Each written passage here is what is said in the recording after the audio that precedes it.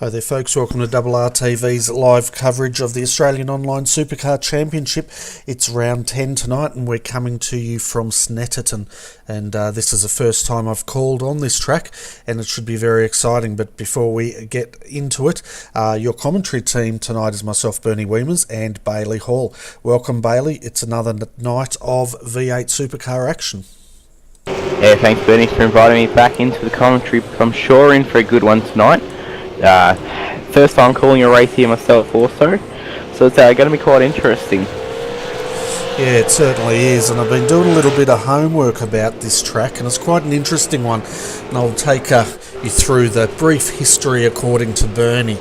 So basically, Snetterton circuit, it's based in Norfolk in England, and it's based on a location. It used to be a RAF airfield called RAF Snetterton Heath, and that was open from 1943 to 1948, and when they closed that they put a racing circuit on here in 1953.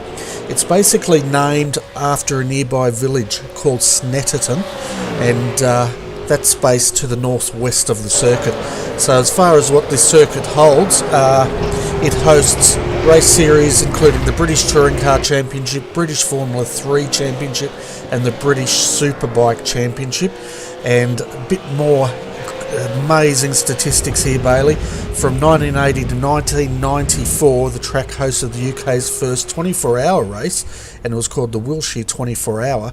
Then from 2003 to 2013, it hosted the Citroën 2CV 24-hour race, and that was held on the 200 circuit, which we're using tonight.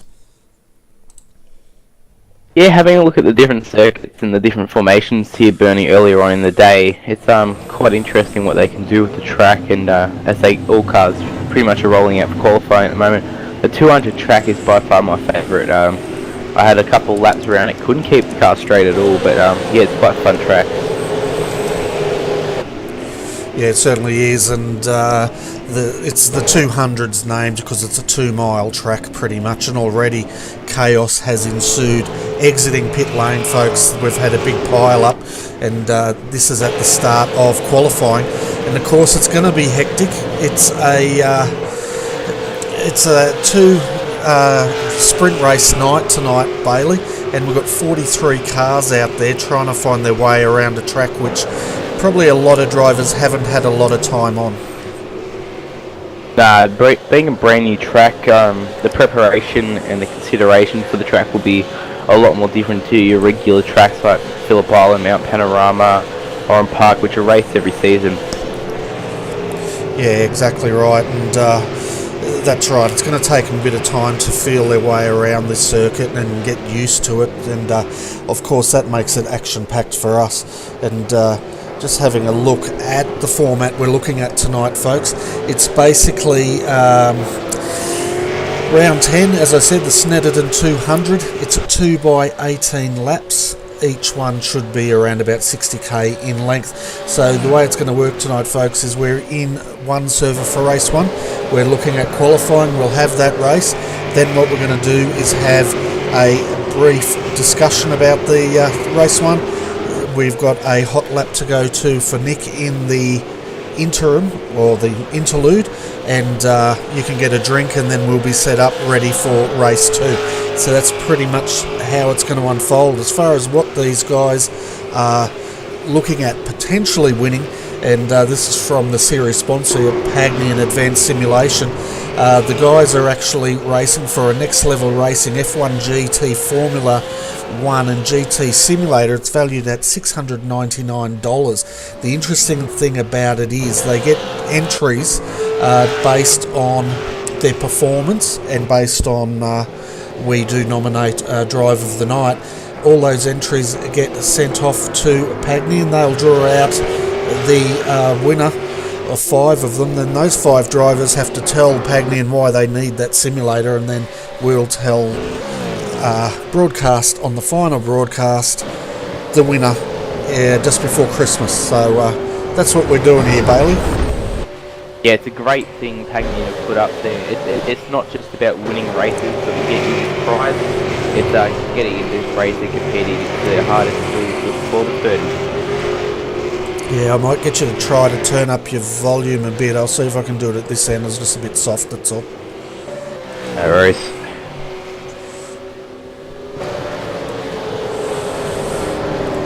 Alright, I've boosted you up a little bit, so we'll see how we go. And Ben Wilkinson, welcome to the channel.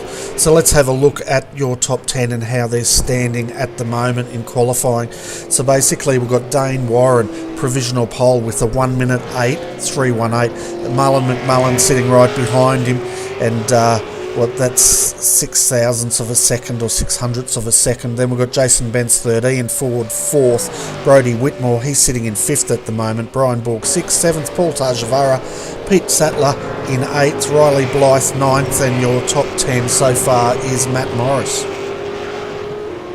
Yeah, the field so far under a second, Bernie, the top 10, but a lot of them in the 109s, all the way down to 25th, Braden Bateman at the moment. So it's going to be some tight racing tonight, for sure. Yeah, it certainly is, and of course, 18 laps around here, it's going to go by mighty quickly, but we're just having a look at the moment. Jason Bence is in the pits. You can see Ian Ford out here having a run now, and we'll just get a time on him. So he's on his another hot lap here, trying to move up from 4th. His target is 108.207. His best time is a 108.563, so he's got to find 0.3 of a second.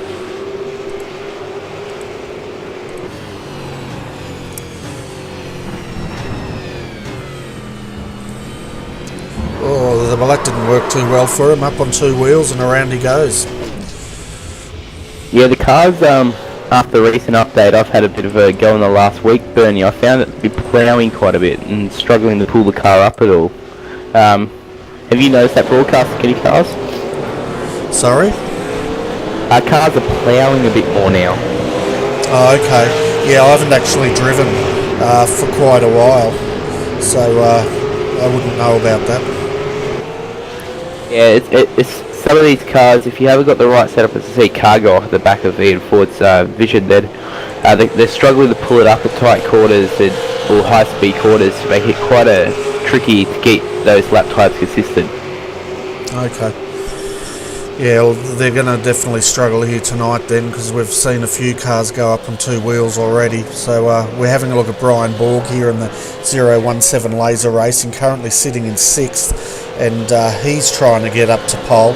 His next target is Brodie Whitmore with a 108.629, so he doesn't need much to jump up to 5th position and get in the top 5, and of course we've got 8 minutes of qualifying left yet. Yeah, some of the young guys throughout the field, you see them up there at the moment. Brodie Whitmore, Jamie McKnight. Those guys, you don't see them quite often up the front, Bernie, but done well tonight. Keep them up, get them up there, and hopefully they'll have a good night. Yeah, hopefully they definitely will, and I think the secret of having a good night here is trying to get as far up the field as you possibly can. As we see there, Brian Borg just getting it all crossed up down near Montreal, and he broke, and then we've got one of the Vortex cars off behind him. Oh my goodness, it's going off, and this is only in qualifying. Yeah, it's a nice wide track here too, Bernie, so we might see cars go through wide coming in the corners at some times, see who will back out, who's got the biggest guts. It's quite a wide track at some parts. I've seen cars go 4 wide in practice earlier on. Well, that'll be exciting if they get 4 wide. We had 3 wide in the trucks last Thursday night, so if we get 4 wide in the V8, it'll be very exciting. We're seeing now Pete Sattler, he's on a flyer at the moment, and he's just come down through Murray's up centre straight. We'll get a time on him. He's after to bet his time of a 108.207. He goes across the line. No, he does a 109.702. So a bit of work to do there. Yeah, still Dave Warren's time to beat the 108.207 Birdie. Ian Ford up in the top 4. Some big names that are here tonight for sure. Yeah, and Ian's out there now on another hot lap. I'm just trying to work out where he is on the circuit, because like the drivers, we're getting used to it. He's just come through Montreal now, up the Bentley Straight here, and he'll come left down under the Snetterton Bridge into Nelson, or Brundle, sorry, then Nelson, at the hard turn right. And then he's got a corner up here, the bomb hole. We wouldn't want to mispronounce that, because it could get rather interesting. Oh, he's done it again. He's put on 2 wheels for the curve. He's lost it again. It'll be interesting to see if many people do that one throughout the race. Yeah, he's really struggling with that part of the circuit, and that's up at Nelson. And that's twice we've seen him go off there, so he's going to have to keep an eye on that. It looks like it's very easy to lift a wheel up through there on that curb. But we're having a look at Brian Borg. He's still out there trying to improve. In 6th position, he has not managed to improve. He's coming across the line now, and a 108.685. It's still not good enough. It's better, but it's not good enough. Yeah, it doesn't improve on Freddie Whitmore's 108.629. He's got another 500ths to find to get anywhere else on the track at this point in time. But yeah, off third row at this point in time for Brian Borg. Yeah, and we're having a look at Jamie McKnight at the moment. He's qualified in 7th position in the WP concreting entry here, and he's looking pretty good. We don't normally see him right up the front end of the grid tonight, but he's definitely showing his skill level on this new track tonight. He's shown the hours he's probably put in to make sure this week he's up the front and gets a crack at winning this one in with the big boys in for Dave Warren, Mullen, Brian Borg. But yeah, we'll see what he can do this tonight to see if he'll make the podium at all, or even that win. Yeah, well, it's a brand new track's the ultimate leveler, isn't it? Because everyone's in the same boat, and it's a matter of how much practice you put in and how quickly you can adapt. But he's coming across the line now.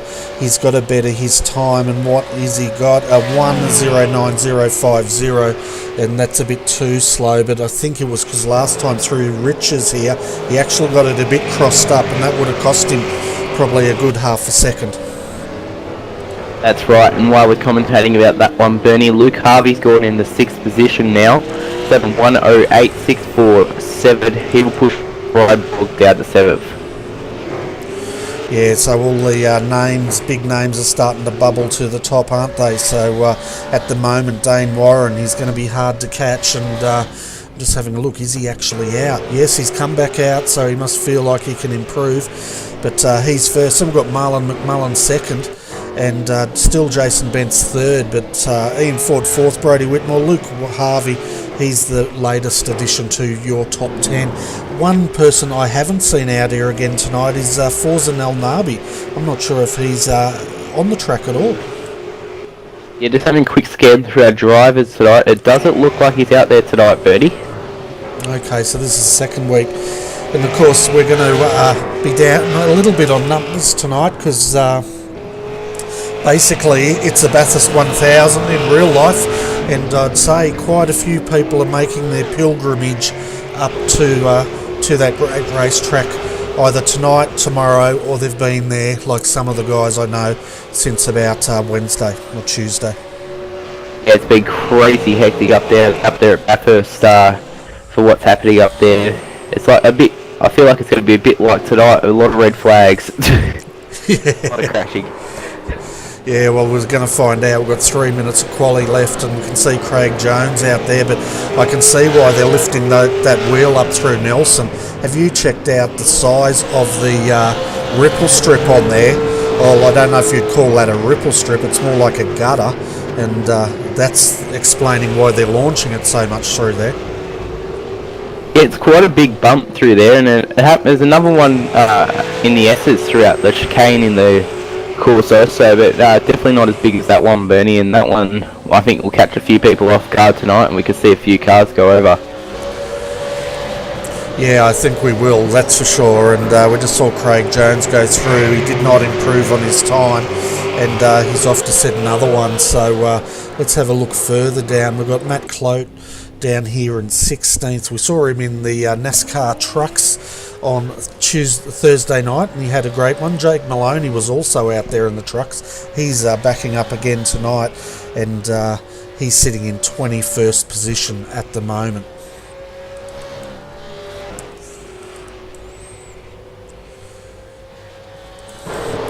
Got Stephen Varga here from Redback Racing Team, and he's qualified so far in 29th as he goes off at Riches, and we're going to see a bit of that. Nick Hausler, of course, he does the same thing. He goes off at Riches and follows them, and I think he's found the airfield out there.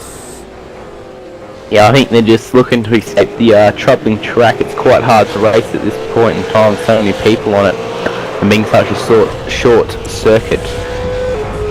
Yeah, and the viewers have been talking about, Ethan was saying he's done 500 laps around this place, and another one of our viewers is saying that he's found the V8s are not that much fun around here, or he's talking about the GTs actually, so I think the V8s would be a lot of fun around here, especially if you're watching them and not driving them. Yeah, I reckon it's a lot better to be up at the commentary box where it's a bit more safer, Bertie, than a lot of the cars that are out there sliding around at the moment.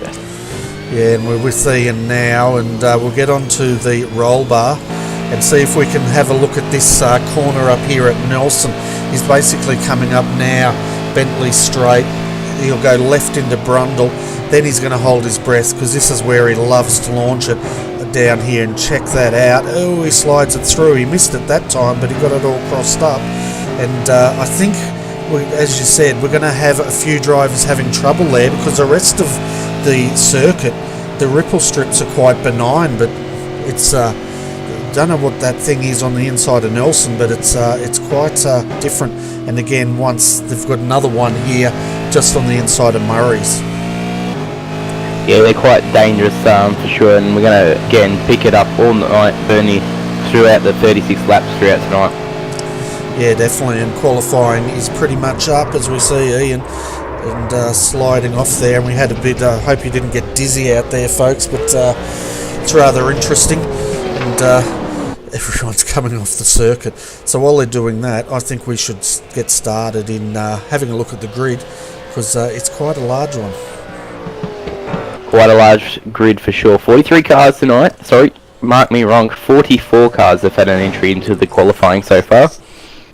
Yeah, so looking at our grid tonight, folks, Dane Warren takes pole with a 108.207. Mullen McMullen will start beside him on the front row. In the second row, we have Jason Bentz out of third with Ian Ford beside him in fourth. Third row tonight, Luke Harvey will start out of fifth. Brodie Whitmore, he will start out of sixth position. Out of seventh, we've got Brian Borg, followed by Jamie McKnight. Paul Tajavara, he will start out of ninth, and here's Riley Blythe to keep him company. Thomas Hins, he'll start out of 11th, and 12th is Pete Sattler. 13th tonight will be Thomas McMillan, and 14th will be Michael Tallinchich. 15th, Craig Jones, and then he's outside will be Carl Stokes. 17th tonight will be Matt Morris, with 18th Matthew Clowett. 19th Rhino Sullivan, rounding out your top 20 will be Brendan Jackson. 21st tonight will be Jake Maloney. 22nd will be Henry King, we don't see that far down the road normally. And 23rd, Matt Laportevet, I don't know. And 24th, Jaden Borg. Yeah, out of 25th tonight, we've got David Miller, and he's joined next to him with Braden Bateman. Sean Thomas down there in 27th, and I'll fix that up, sorry folks. Sean Thompson, 27th. Out of 28th, Darryl Hockey. 29th, we've got Stephen Varga. Out of 30th is Kai Sloggett. Starting out of 31st tonight is Jacob Knight, and then we've got Daniel Stevens in 32nd. 33rd, David Kinmond, followed by Brodie Maris. He'll start out of 34th tonight. Nick Hausler down there in 35th, and 36 is Colin Bruns. Rounding out your field, 37th, Brent O'Brien. 38th, Josh Morgan. 39th, Brett Selby Wood. And 40th will be Steve Kirk. 41st, Matt Talkers. 42nd will be Matt Strafford. Michael Hammond in 43rd, and rounding out your field tonight, Liam Kerr. Fantastic. It sounds like you've got a little bit of a cold going on there, Bailey. Yeah, I've picked it up over this week. It's not that nice, to tell you the truth. No, I had that 2 weeks ago, and the the same sort of thing as you, very croaky. But I appreciate you joining us up here tonight, that's for sure. And I'll try not to make you talk too much. You're right, Bernie. As the grid's getting set at the moment. Look at the amount of cars on there at the moment. Yeah, it's massive, isn't it? And we'll have a look from the blimp, and you can see there, at least on Centre Straight, they do actually get to see sort of the start line. They're not sort of like some of the circuits where we've seen them go right around the corners, but we're just waiting for all the drivers to join the grid. And here we go, folks. Round one, or race one here at Snetterton for the Snetterton 200. We're underway. 19 laps, nice clean start there, and we're away here. Hold your breath though as they come down to Riches, and we'll see what occurs. Already 4 wide into turn one. Absolutely crazy, but they seem to be making sense of it. Yeah, as you said, 4 wide into turn one. It's very hard to see who's who at the moment. Got a GTI car, whoa, 4 cars round at the front of the field at the moment. It's crazy at the moment. There's a few cars jump over the grassland to get out the way. Yeah, we can see deep in this field, David Miller, he's carrying a lot of damage already, and he's only got through the third corner. Ahead of him, Thomas McMillan, also looking like a London taxi cab, missing the lid. But jumping up front at the moment, we have Dane Warren leading Mullen in second. Ian Ford, he's moved up to third position. Jason Bent's down to fourth. Luke Harvey sitting in fifth. Brody Whitmore sixth. Brian Borg, he's up to seventh. Jamie McKnight's dropped down to eighth position. We've got Paul Tajavara there, and of course we are under safety car. A caution flag was thrown immediately by the race control tonight, who do a great job every night when they're in here. They certainly do. We're going to jump back and have a look at how this unfolded, and it looks like Craig Jones was the first to have an issue, and then we'll jump forward because we've got a who's who in the zoo, as they'd say, as far as off tracks here at the start. So we'll have a look what occurred into Riches. Just having a look where he is. He's the number 11, I think.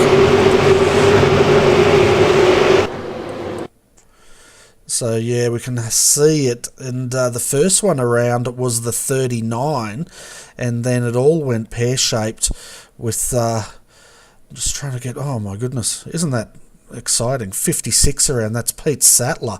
It's like a demolition derby back here. Let's see if we can get a different first one down into lane. Yeah, I'm going to see if we can get a different view here. We're having a look at Braden Bateman at the moment, and we'll see if we can find out exactly what's going on. Of course, it's all unfolding ahead of him, and yeah, that RACcorp car, it just drove straight across and drilled the West End Mazda car, and he lost the front and the back on that RACcorp car, but yeah, it got a bit messy and a bit sloppy back there. There goes Paul Tajavara up on 2 wheels too.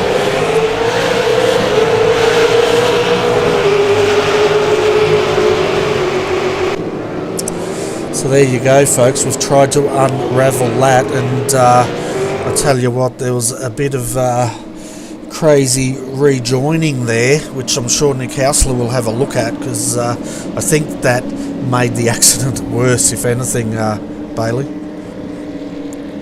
Yeah, as soon as that yellow flag got called out, Bernie, everyone started to slow down and kept their ground. It was a bit cleaner than the starting corner for sure, but hopefully we've only got one to go. Yeah, and we're having a look down through the field here just to see who's carrying what damage. We can see one car very badly damaged, and that is Matt Torkins. He's missing the front. Or is it Matt Torkins or Brett Selby Wood? I think it's Brett Selby Wood, and he's thinking about bringing it in, but it's only the bonnet missing. So they just say it's just a mere scratch, I'm sure, but we can see the 56 sitting in the pits at the moment and getting repaired. Just having a look. That I think that's Pete Sattler at the moment sitting in the pits. I'm just having a look at who else is affected. So the guys that have had to get towed back, we've got Pete Sattler, Matt Morris, Jaden Borg, Matt Lepidovan. They have all had to go to the pits. David Miller, he's just come into the pits as well to get that car fast repaired. 15 incident points is all they've got for this race tonight. We had 2 drivers tonight, Bailey, that did not make the start. That was Michael Hammond and Liam Kerr. Yeah, unfortunate to see Michael Hammond. Normally you see him up near the front in the laser entry, but he's not here unfortunately tonight. But Brian Brooke will be there continuing for him, currently in 7th position. Yeah, and we can see them now coming up the back of Bentley Straight here, and safety car lights are out, so we're going to be going racing again here very shortly. Having a look through the gyro cam here of Dane Warren, you can see the Porsche just ahead of him, and he will lead them off as he hits the inside curb of Nelson. And you could just get a feel, you know, he's doing all of what, 20, 30, maybe 40, 50 Ks, and you could just see how much that upset it at that speed. Yeah, that curb does not like the car at all being that low. And I'm sure when they get the Formula 3 cars around here, that keeps them way off that curb. Yeah, and they also run motorbikes through here as well. Of course, we're doing the 200. It does get more interesting if they opened it up and did the full course, because you've got quite a tight inner circuit of Snetterton. But of course, that probably wouldn't be that suitable for the V8s. But here we go, guys. Hold on to your hats, we're about to restart. Hopefully we'll have a better start this time as Dane Warren takes control of the field. Safety car in, he'll go on green. They're waiting now, green flag, we're underway. Ian Ford having a look on the inside of Marlon McMullen there. Now he's going to the outside. Oh, who was that? 3 wide through there. I think that was Jason having a big tussle here with Luke Harvey and Brodie Whitmore. Yeah, Brodie Whitmore took it 3 wide there on the straight coming into turn 1. They've gone again 3 wide as another Rat Corp car is around. Yeah, that's a 67. That's Riley Blythe for ERT's around. He got turned around just after Montreal, and he's rejoined him all the way down in 30th position. But jumping back up, we've got Ian Ford at the moment. He's up to 2nd, and just having a look further back here who this driver is.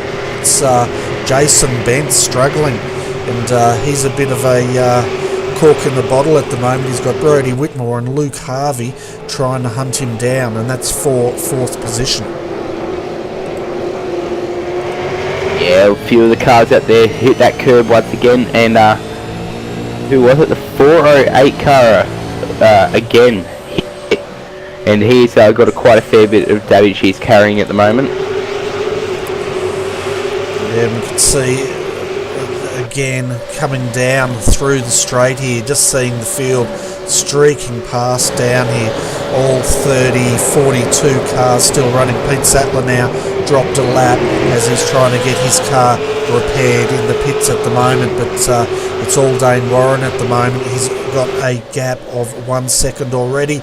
Big trouble up the back. We can see in the background that's one of the Pagnian cars on the outfield being hit, and Brenton O'Brien, well, he's going to jump up another 2 positions because of that. He's jumped 14 positions since the start of this race. He's doing really well for himself at the moment. There's the Pagnian car is getting around the track slowly, taking a few. We got, whoa, big 2-wheeler for the 128 car, I'm pretty sure that is. Yeah, we're just seeing more contact. Sorry. Just having a look. Check out Josh Morgan in this Rack Corp entry. I think it's Josh, or is it Thomas McMillan? Just trying to get a number on it because it looks like it's almost an open wheeler. It's got no boot, no bonnet, no front panels, and it's starting to look a bit like a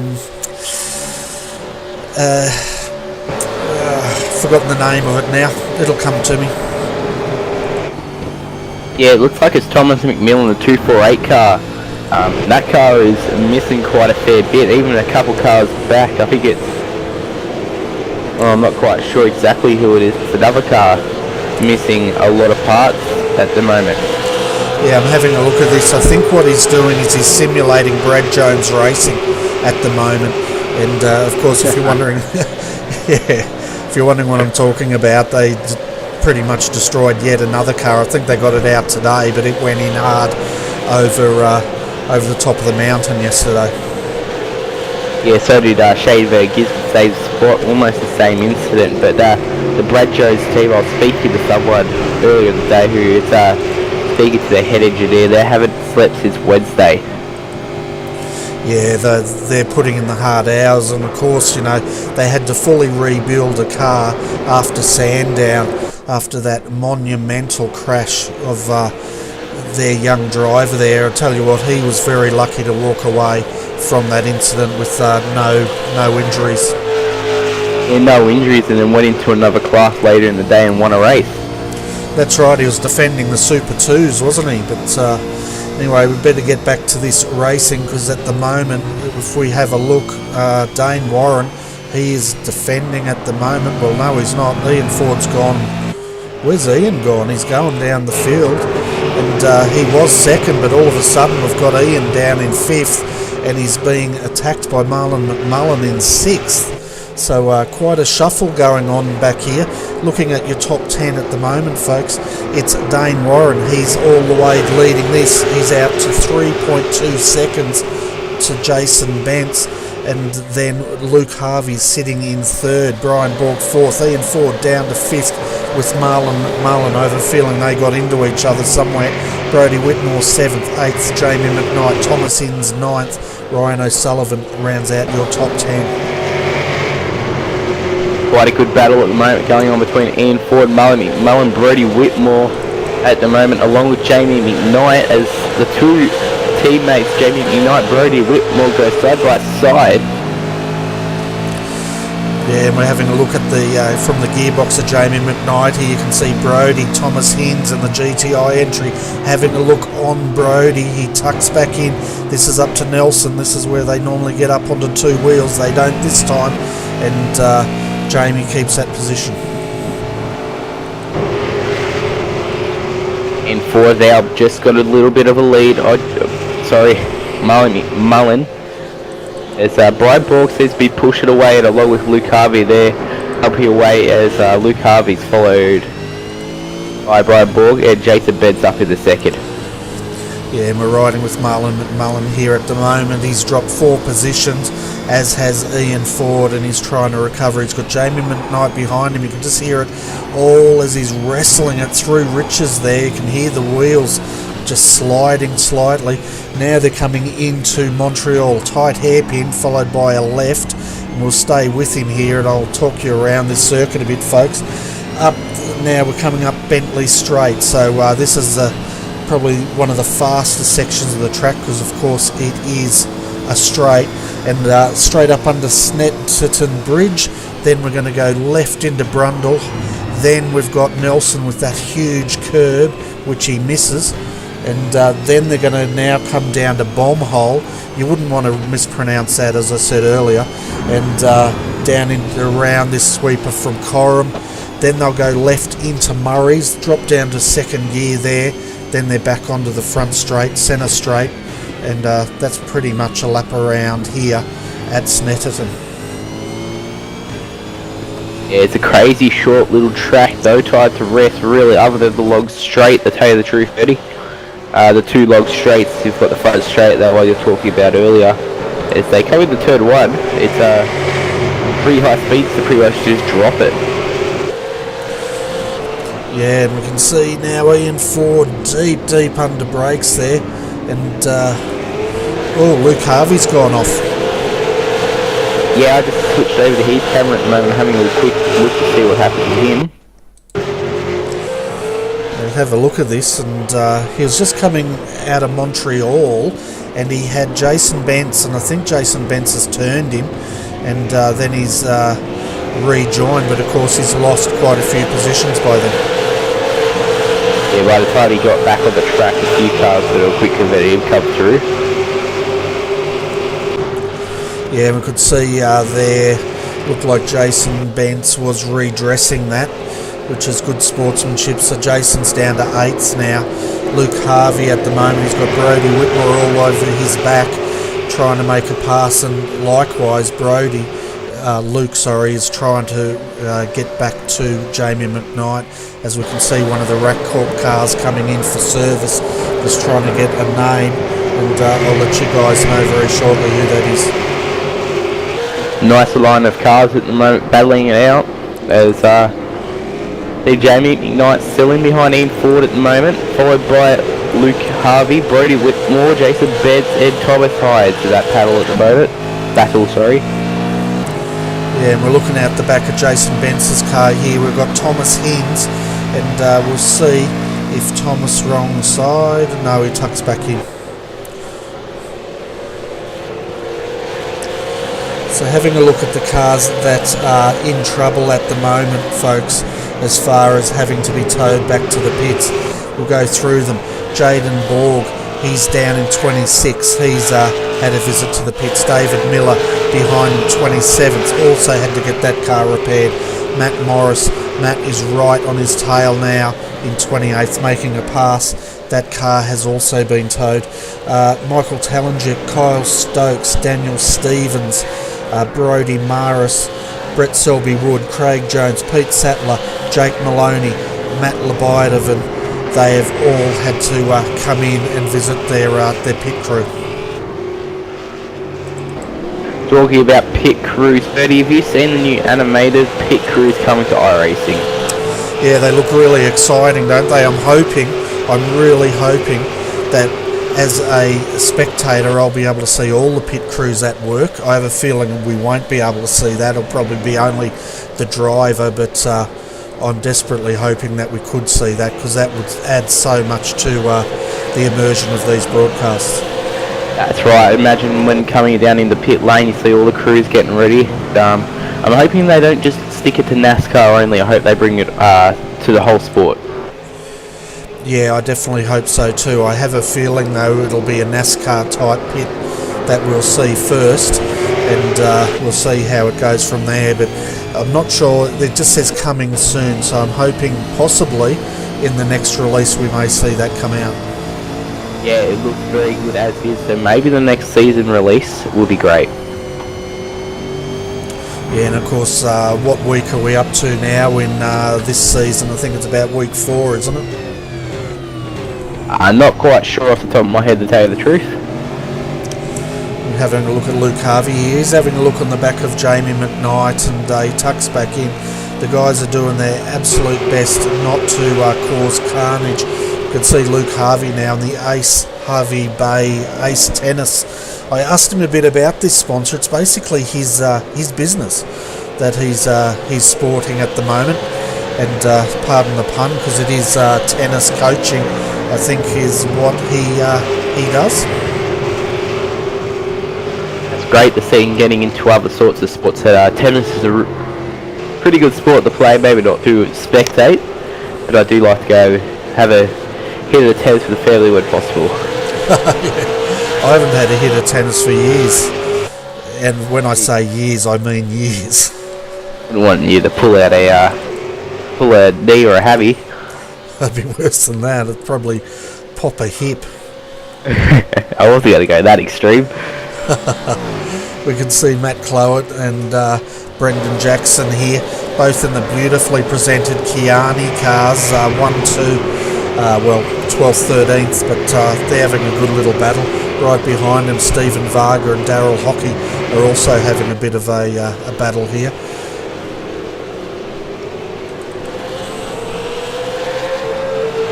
I tell you what, it is all Dane Warren, isn't it, in this Rack Corp entry. When he gets out in front and he gets a gap, no one can match him. He's out to 9.5 seconds at the moment, and he's already lapping traffic.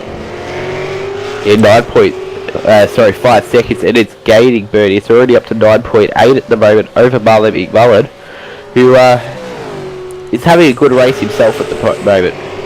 Yeah, he's battling here with Brian Borg, isn't he, and having a great battle. And likewise, we can see in the background there Luke Harvey battling hard with Jamie McKnight. Now he's going to have a look on the inside of Richards, tucks back in. What's he going to do when they come up to Montreal? Do you think he's going to have a crack at that hairpin? He's having a look on the inside. Yep, it's going to get it. No, yes he does. Good move. I think Jamie got a little bit scared up there, making sure he just kept the car to where you'd rather finish the race than end up down pit lane. Yeah, well, Jamie could have forced the issue there on the cutback, couldn't he? He had the inside, but I think if he had, he would have turned Luke around, so he wisely backed out of that one. But we've also now got Jason Bentz hunting down Brodie Whitmore, so a good little battle pack forming here with 4 laps of racing to go. As stated at the start of the broadcast, guys, these are 2 18-lap races tonight here. So 60 kilometres per race. That's exactly right, and Paul Tarjavaro's feeling all the 60Ks at the moment because he's got Matt Cloak right behind him. Matt gets a run. Paul actually jumps to the outside and lets him through. He's not in the mood to defend that position, and we'll see what happens now. What's Brendan Jackson going to do? He could probably tell Paul might be feeling a little insecure, so he might be thinking about making a move on him.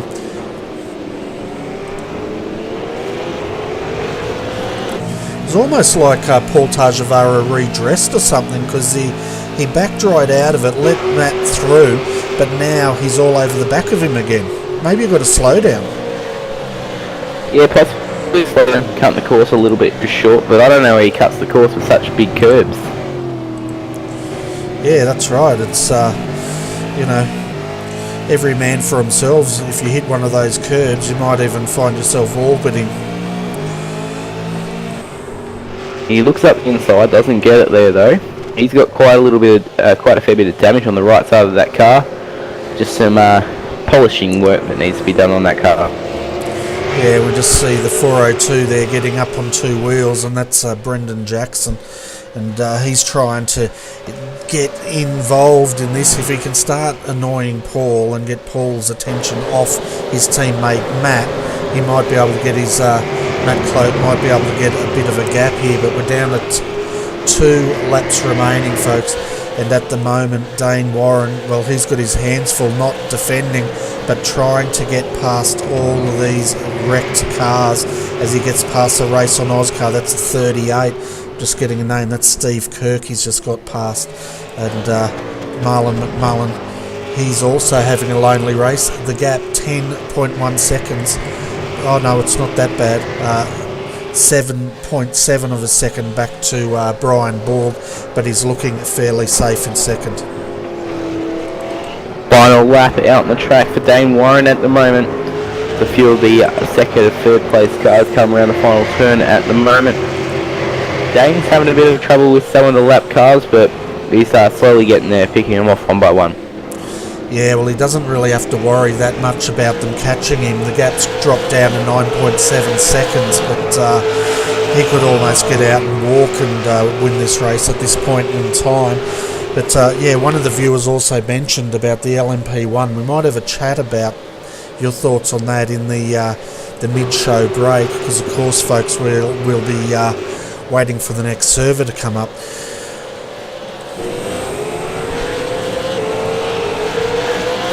So yeah, this battle with Paul Tarjavaro in between the Chiani boys is still going on here, and Paul's trying to get another position up, but he just can't at the moment. Now he's having a look on the inside of Matt Clote. There's a break and he makes that move, but what's Matt going to do? He doesn't.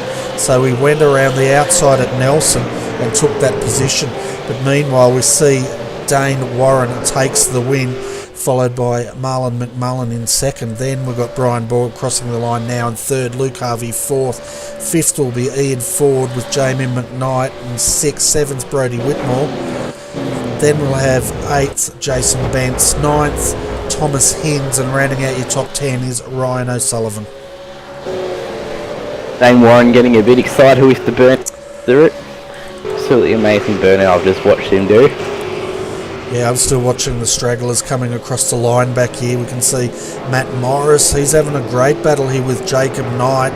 And what's going to happen here, he's got David Miller behind him. Jacob Knight now getting a run. Tucks back in. He's going to try on the inside, threading the needle through all these cars. And he doesn't make that position up. But a great battle there for the line. And congratulations to Warren and ASM All-Star Motorsports for winning race number 1. Yeah, he's already back in the pits where we were just seeing the stragglers finishing. Now, as far as some statistics go here, folks, I know you love them as much as I do. 26 of the 44 cars were on the lead lap. 2 cars that did not make the start, Michael Hammond, Liam Kerr. Cars that were in trouble. Let's go through the who's who list here. It's huge. Matt Morris, David Miller, Jaden Borg, Kyle Stokes, Steve Kirk, Josh Morgan, Daniel Stevens, Brodie Maris, Michael Tallenjack, Craig Jones, Pete Sattler, Nick Hausler, Shane Thompson, Matt Leboydovan, Brett Selby Wood, and Jake Maloney. All those cars either had to be towed or fixed in the pits. Yeah, unfortunate to see their races end that way and couldn't make it to the checkered flag, but a few people moving spots today, Bernie, and a few people losing spots. Yeah, well, let's go through those positions and we'll see exactly who the big movers are here. So Dane Warren, well, no one could catch him tonight. He led all 18 laps and pretty much was unstoppable. Marlon McMullen, he came in second. Third, Brian Borg, he moved up 4 positions from the start. Then we had Luke Harvey in 4th, 5th as Ian Ford dropping a position. Jamie McKnight moved up 2 to come home in 6th. Brodie Whitmore 7th. Jason Bance dropped 5 positions to finish in 8th. Thomas Hinds 9th, 10th. Ryan O'Sullivan, good drive there, up 9 positions from where he started. Then we've got Paul Tajavara in 11th. 12th was Brendan Jackson, up 8 positions from where he started. In 13th, Matt Clowett. Then Stephen Varga and finishes 14th, up 15 positions. Darryl Hockey 15th. 16th, David Kinmond, up 17 positions from where he started. Kai Sloggett in 17th. 18th, Braden Bateman. 19th, Henry King. 20th, Riley Blythe, up 16 positions was Brenton O'Brien. 22nd, Matt Morris. 23rd, Jacob Knight, and Matt Stratford up a whopping 18 positions to come home in 24th position. Crazy. 25th was David Miller. 26th, Jaden Board. 27th for Michael Talenchich. And losing 13 positions to himself, losing 12 positions to that, Carl Stokes in 28th. Up 11 positions in 29th was Steve Kirk. 30th, Matt Torkins. 31st, Josh Morgan. 32nd, Daniel Stevens. In 33rd was Brodie Morris. 34th, Nick Hausler. And I'm pretty sure we move into the people that unfortunately were unable to finish. That's right, the retirements or the other cars that limped across the line, starting with Craig Jones and Pete Sattler, Sean Thompson, Thomas McMillan, Colin Bruns, Matt Leboydovan, Brett Selby Wood in 41st, Jake Maloney, the last one to finish, down 21 positions from where he started, and then the 2 non-starters, Michael Hammond, Liam Kerr. But we've got Brian Borg in the Combox, and we might cross to him and have a bit of a chat. I need a teammate. You certainly do, mate, but I can't help you. Welcome, mate, to the Combox. And Brian, come home third tonight. Can you tell the viewers exactly what it's like to race a V8 around Snetterton? Mate, it's an awesome track. Like, for you viewers, man, you've got to get on iRacing and just, yeah, what a great track this is. Yeah, it definitely looks like an awesome track, and we were running on the 200, which at first it looked a bit hard to get used to, but it looks like a fairly simple track as far as memorising it goes. Yeah, absolutely. It's very easy to pick up, but you got to race the line, and you got to get in the apex right, or else it'll send you out wide. But yeah, perfect racetrack.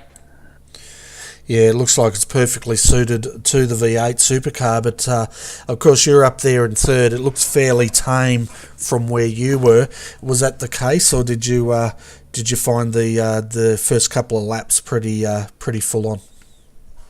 The first lap was pretty easy because of the safety car, and then after the safety car, yeah, there was a little bit of action in front. I don't know what happened with Ian and McMullen, but they came off the track, and I had to split them to get some positions out of them, and I just made it, I reckon. Yeah, and did you have any trouble up at Nelson? Because we noticed a lot of guys were trying to cut that corner, and of course you got that massive, I don't know what you'd call it, a gutter, I guess, which was launching some of those cars right up onto two wheels. Yeah, for me, that's one of the favourite bits of the track. So I guess when you're enjoying the track and you got confidence in that area, it's pretty good. Fantastic. Well, give us a shout out to your sponsors, mate, because no doubt the server will be coming up very shortly and you'll need to get out and focus on race 2. Yeah, just a shout out to Laser Racing and all the team in here. Sades, as they continue to sponsor us for all the shiny cool headphones. Yeah, just get on the websites. They're all linked in our Facebook forums. So yeah, big shout out to them. Fantastic. Well, best of luck in race 2, and we may see you on the podium for the second time. Well, only time will tell. No worries. All right, Brian, I'll let you go, and hopefully the server's coming up for you. Yeah, they just started now. Okay, fantastic. Okay, our final interview before we get to the new server, folks, is with Pete Sattler. Pete had quite a rough run, and we'll get his impressions from what it was like running down in the midfield. Hi Pete, welcome to the RRTV Combox. I'm not sure if you've got time to have a quick chat with us. Yeah, I got time. I'm just trying to cool down a bit after the last one. Yeah, we noticed you're down there in 35th position. We spoke to Brian Borg. He felt it was fairly exciting up his end, but we thought we'd get your impression of what it was actually like at your end, because it looked like you were right in the thick of it, and a few times I think we saw you involved in that first incident. Yeah, I think it started P12 or something like that, and got a good start. So I think I made one position before turn 1 and went down into turn 2 and hopped on the brakes as you always do down there. And it's a first gear corner on lap 1 every time. And I think Matt Morris's ambition outweighed his talent, and he fired into the grass and hit the back of Michael Telijanich, and I think he hit the back of Thomas McMillan, and then McMillan hit me, and then it all kicked off from there. Yeah, so it looked pretty nasty. There's a lot of cars involved in that, but how was your experience after that as far as the mid-pack racing goes around this track? Was it full on, or was Snetterton a fairly easy track to compete in a V8 Supercar? Well, my race was done after that, because on that first safety car lap I blew an engine on the front straight, so I had to tow it. So it was 4 minutes to tow it, and I came down and I was laps down. But from what I was seeing on the track in front of me, there was some pretty average driving.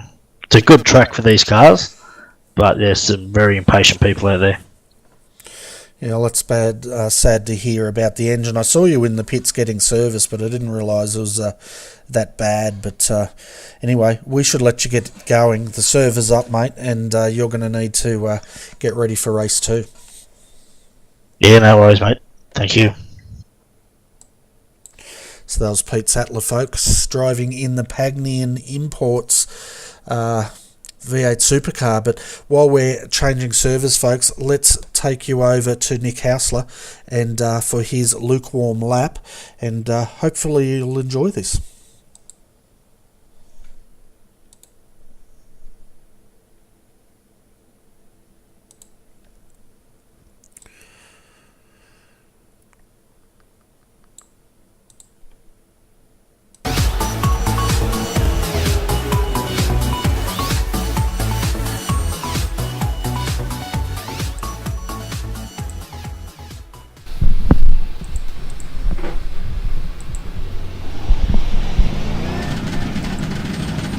once again, welcome on board Stealth Sim Sport 015 for a lukewarm lap, this time around Snetterton, where we've got two 18-lap races tonight on what's going to be a pretty difficult track to pass on. I think we've got a lot of fourth gear corners coming down into slow gear or second gear turns, which is going to make it very hard to pass. The only real place I think you can do a clean pass is probably at turn 2.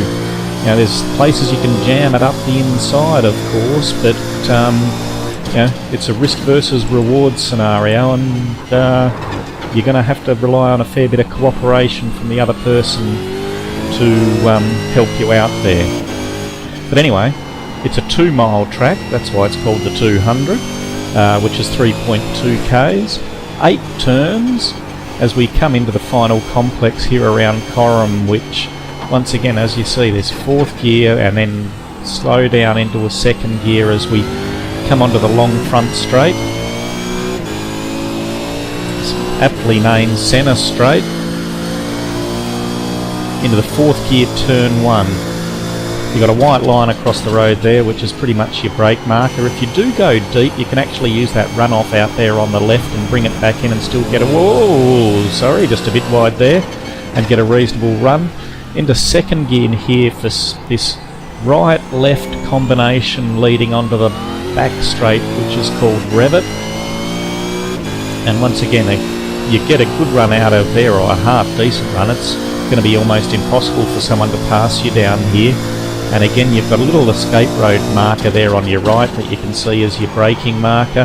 Fourth gear, then on those markers you're back down to second.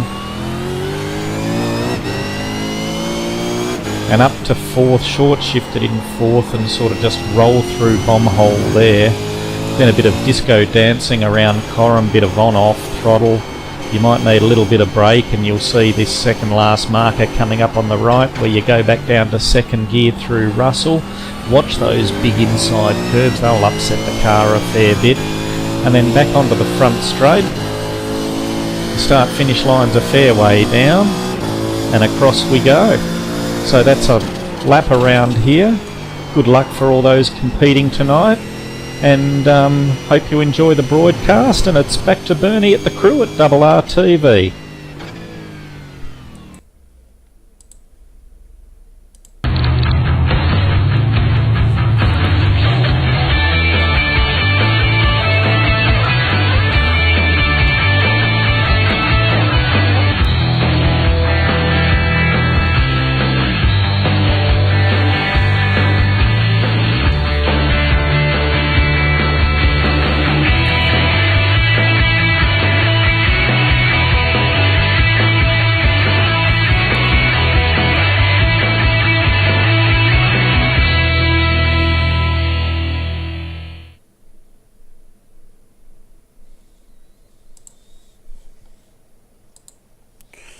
Hi there folks, welcome back to our ongoing coverage here of the Australian Online Supercar Series, coming to you from Snetterton for the Snetterton 200. And Bailey, we're back for race 2. What do you think we're going to see? Well, I'm hoping not to see another yellow caution on the first lap, Bertie. Hopefully everyone can straighten themselves out. This time they've got all the crashes out the first race, so it's time to have a nice clean one for the second one. Yeah, definitely, and I'm having a look at the drivers that have joined this server. We're down a few, we've got 39, so 5 have decided they've had enough and they're off doing other things, but we'll have a look now at how qualifying goes. Yep, another 15 minutes to qualify for another 18 lap race, guys. 60 more kilometres to go as everyone bounces out of it. Of pit lane leading the charge. Ooh, there's a racing car going a bit sideways, and Mullen leads the charge out of pit lane. Yeah, it gets a bit hectic there, doesn't it, when they come out first for the drive. If you're wondering why we've got a white car out there, folks, I'm just waiting for Trading Paints to update.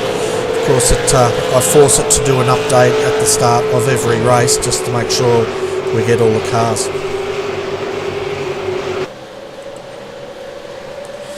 So this is going to sound like a really dumb question. That's because it probably is. Who's your pick for race 2 here, Bailey? It's all going to really depend on the qualifier, to tell you the truth, but you couldn't go past Dane Warren after race number 1. Very quick, almost 10 seconds ahead of anyone else in the field. Yeah, he's definitely going in as a favourite here, and we'll bring up quali soon, the top 5, so you can see. But of course, folks, the racing here does not stop on RRTV tonight. We're back tomorrow night at 8 PM GMT plus 11 for the final round of the world's fastest game of qualifier, Australian-New Zealand split, and I'll have Alex McKellar joining me. And then on Sunday night, I'll have Kevin Henderson join me for the Australasian Super Skips. So if you're joining us from iRacing Live tonight, folks, check your local time on iRacing Live for when it'll be broadcast in your time zone. If you like the video or what you see tonight, please hit the like button. It makes a huge difference to us. And if you don't like the broadcast, just send me a message. Let me know how we can improve it, because we're always trying to improve. And if you really love your iRacing action, subscribe to the channel, and you'll be notified every time we go live here on RRTV. We always love having people in the chat room. Also, we've got a few people in there at the moment. It's good to see you guys in there at the moment having a chat about tonight's races also. Yeah, it's always great, and if the viewers are wondering where that chat channel is, well, they're actually in the YouTube chat channel, and that's where a lot of the guys go. The drivers are in there, and they talk about their race and feed us information, and it's always fantastic. Yeah, we get a lot of insight from people watching the race from another perspective to understand what's happened without us, because we've only got so many, two sets of eyes here watching the race, and when we've got those extra people telling us what else is happening in the background of the race, it's a very great help. Yeah, it certainly is. I've got 11 minutes of quali left here, so let's have a look at the standings as they are at the moment. Well, Dane Warren comes out swinging with a 1:08.031. Luke Harvey, he's made a very good run here in second at the moment. Marlon McMullen third, Brian Borg sitting down there in fourth, and then we have Brodie Whitmore in fifth, Jamie McKnight sixth, seventh, Craig Jones at the moment, Ian Ford down there in eighth, Thomas McMillan ninth, and rounding out your top 10 is Michael Tallenjack. So Luke's doing a great job out here, isn't he? And we can see he's on a warm-up lap at the moment, and we'll just have a look at how he goes. And Brian Borg, we spoke to him. He's gone back to the pits. Jamie McKnight jumps up to 6th position with a 1:08.755. So Jamie's looking very competitive here tonight, Bailey. Sure is. He's beaten Ian Ford at the moment, who's currently in 8th position with a 1:08.862. But as I say, Jamie is flying tonight out of his comfort zone. He must love this track, because he's showed what skill he has in the VA Supercar tonight. Yeah, he certainly is, and we can see at the moment there, Ian Ford, he's down in 8th position. He's on a flyer. We'll stick with him and we'll see if he can improve. It looks like he might have, is that Thomas McMillan sitting behind him.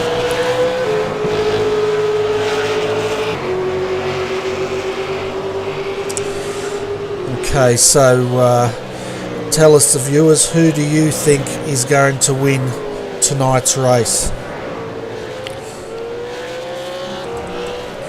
We do have one, and that's for Colin Bruns here.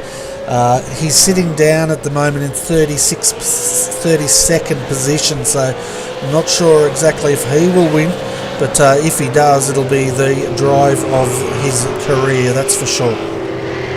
He'll be putting it straight in there. He'll be flying from the start. I'm sure every lap he'll be making up a couple of positions and chasing down those top 3, Dane Warren, Luke Harvey and Mullen at this point in time. While we've been talking, Bertie Riley Blythe has jumped up to 5th position with a 1:08.569.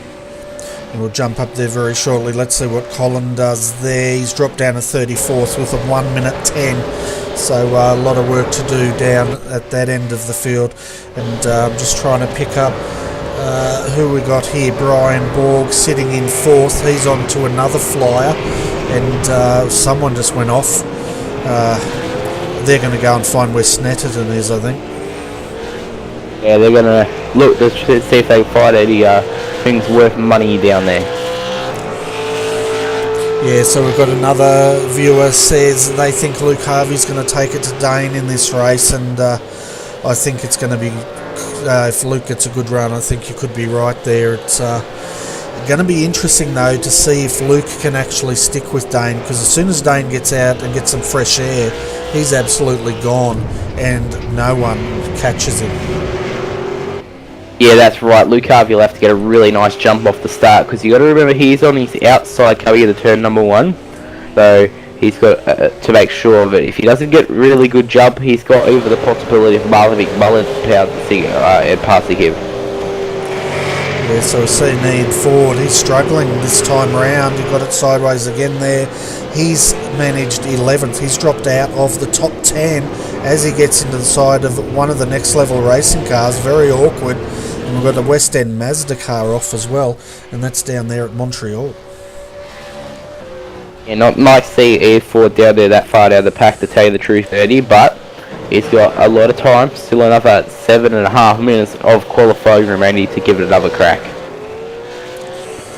Yeah, and we can see now Luke Harvey in the Ace Harvey Bay Tennis entry there, which of course is his business, and as we were saying in race 1, we'll see what he can do. He's down to 1 minute 5 now as he's coming into Murray's on the centre straight. It's going to be a slow time this time, so this won't help him. But he's sitting there at the moment in 2nd. He's 1/10 of a second down from Dane Warren, so he's definitely showing the pace in race 2. And he had a pretty good race in race 1 as well as he came through the field. But it's going to be exciting to see what he can do if he starts on the front row. It'll be quite interesting, as we've still got, another 7 minutes of qualifying to go, so there's still another chance for another 5 laps for most people in there to give it another crack. Yeah, and of course, folks, you can see the top 10 of qualifying in your left-hand side of the screen, and we'll leave that up for the duration of quali, so you can just see who the top 10 are. You can see at the moment Marlon McMullen sitting in 3rd, and he's on a flyer so far, 43 seconds. If you look at the bottom left of the screen, you can actually see his actual time to the pole time there, and we'll see if he can improve. He also just needs 1/10 of a second to catch Luke Harvey. That's how close it is.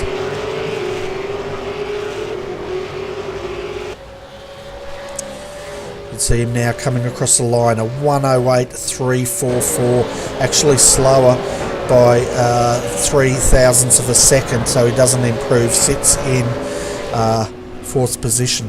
We'll have a look further down the field and see if we can find other people. At the moment, Pete Sattler sitting in 14th position.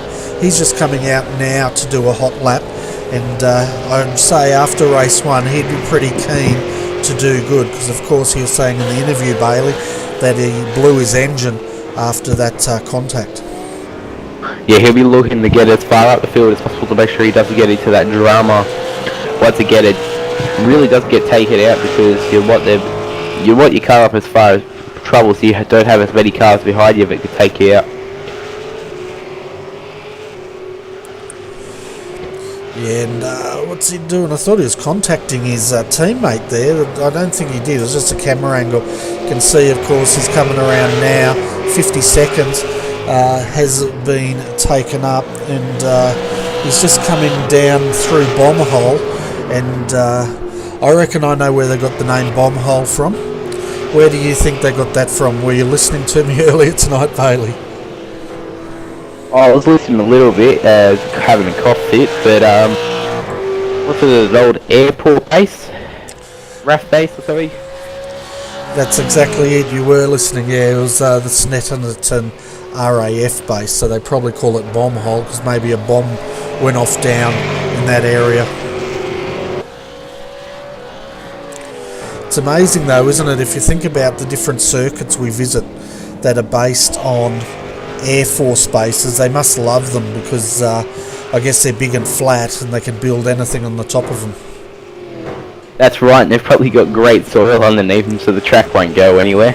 Yeah.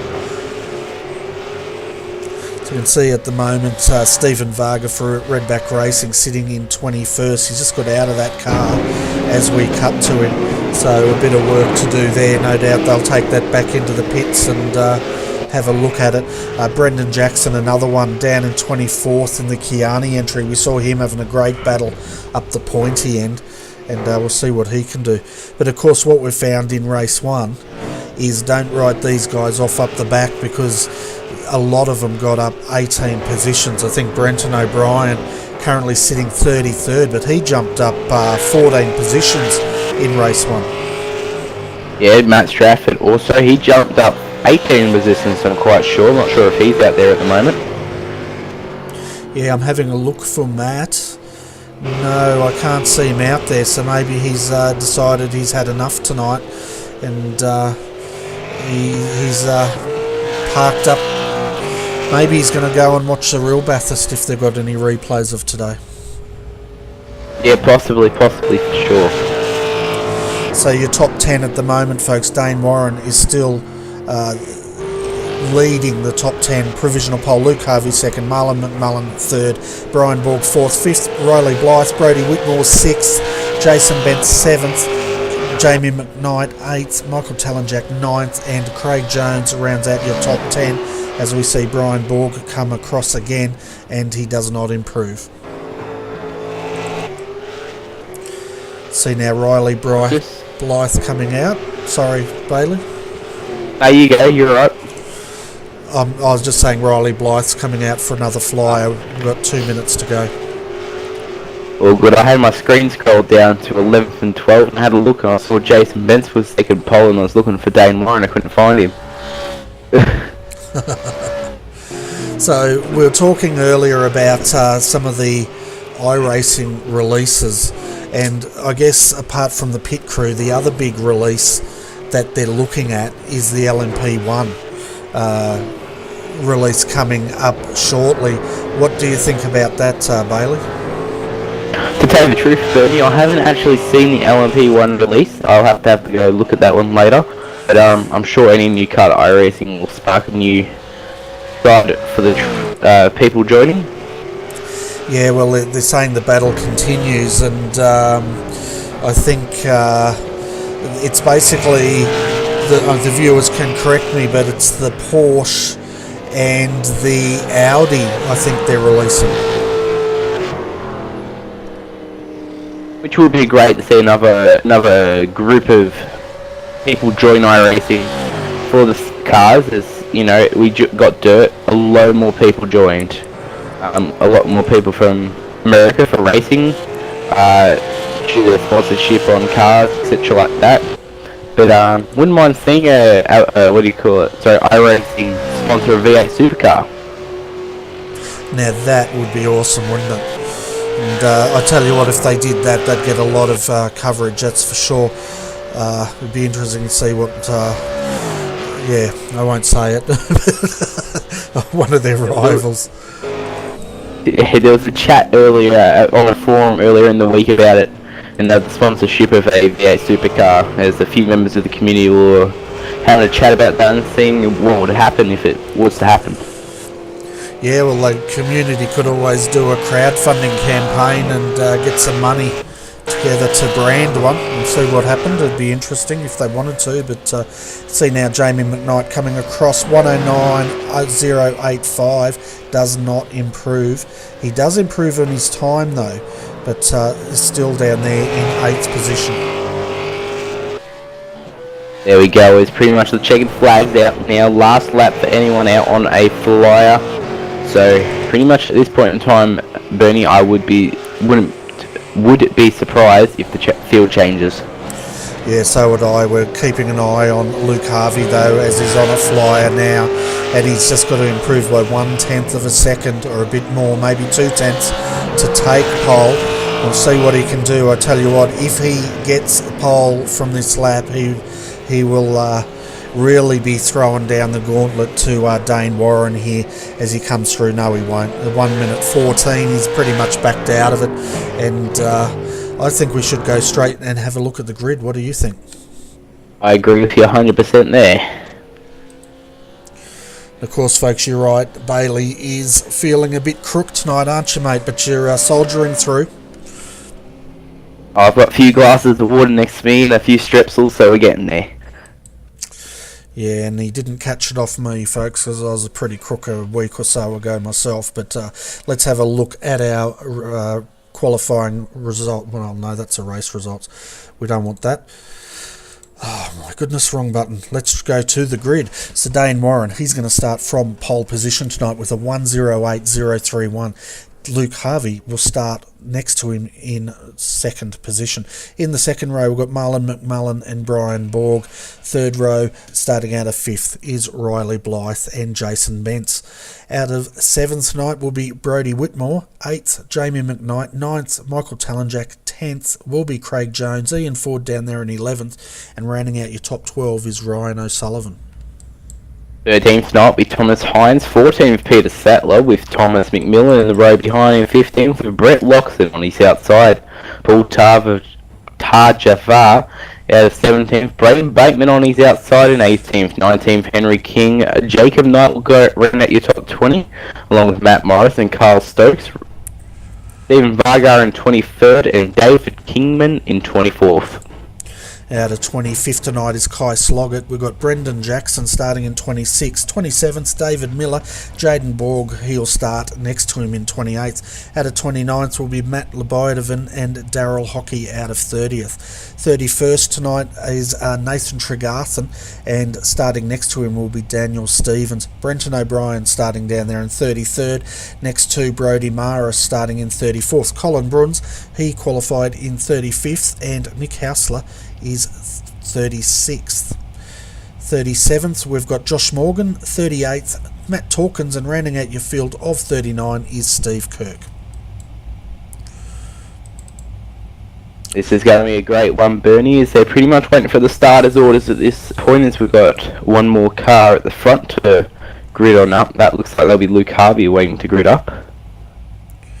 Yeah, and I'm just trying to find them because, of course, they all go out of order. But here we go. We're under starters' orders. Dane Warren and Luke Harvey on the start. Dane Warren on the inside. He should have the advantage here as we start race 2. And we are away here. Dane Warren, good start. But look at Marlon McMullen on the inside of Luke Harvey. He snatches second. And Luke's caught out on the outside and has to settle for third. Riley Blythe right behind him. But now it gets interesting as we come into the hairpin for the first time. That's right, 3 wide into the hairpin. They go round looking pretty good so far. More than half the field are through there. And it looks to be a clean start to this one, Bertie. Yeah, I just saw the 111 in trouble. That's Craig Jones. Oh, there's more contact ahead of him. That's Thomas Hinds and Loxton rubbing panels. But yeah, Craig Jones dropping through the field. And now he's just getting back up to speed. That's right, Brenton O'Brien's on the move as we've got a car round. That looks to be the 11th car possibly. It looks to be an ERT car. But Brenton O'Brien's on the move. Up 6 positions is the 27th at this point. Yeah, and Brenton, he's really showing what a calm head can do in races like this. But at the moment, Dane Warren, he is sprinting once again. The gap already out, 1.16 seconds after lap 1. Marlon McMullen second, Luke Harvey third. They're settling down now, folks. Riley Blythe 4th, 5th Brodie Whitmore. Then we've got Brian Borg 6th, 7th Jason Bentz, 8th is Jamie McKnight, 9th Ian Ford, and rounding out your top 10 is Michael Talenjak. Yeah, Brett Loxton already dropped 21 positions, and Riley O'Sullivan was the person I was talking about before. He's dropped 23 positions. Yeah, so he's going way back down here in 30th. We saw him go around, and that was up. Let me bring my track map up. That he looped it up at Nelson. He got someone in the back of him. That's why he's so far down. And he's got Josh Morgan behind him. But meanwhile, Brenton O'Brien, he's in 33rd position now. So he's got a bit of work to do. He's defending from Kyle Sloggett. Yeah, Brenton O'Brien's also got a little bit of damage on him at the moment. So you'll have to be aware of that one. Possibly could have a little bit of steering damage. It'll make the car even trickier to drive. Yeah, so we might have talked him up a bit too soon because it looks like he's gone back to 33rd. But at the moment, Luke Harvey's now starting to put the pressure on Marlon. He will know that if he cannot keep up with Dane, they're not going to see him again tonight. 16 laps to go. The gap 1.3 seconds from Dane Warren back to Marlon McMullen.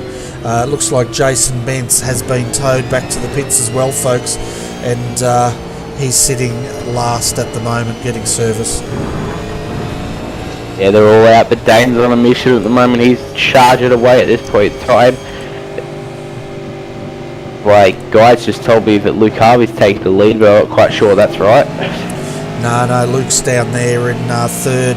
The telemetry's a bit mixed up at the moment because Jason Bentz was classified as the leader, but of course that's because he was being towed back to the pits, and now he's dropping down through the field as we see it according to our telemetry.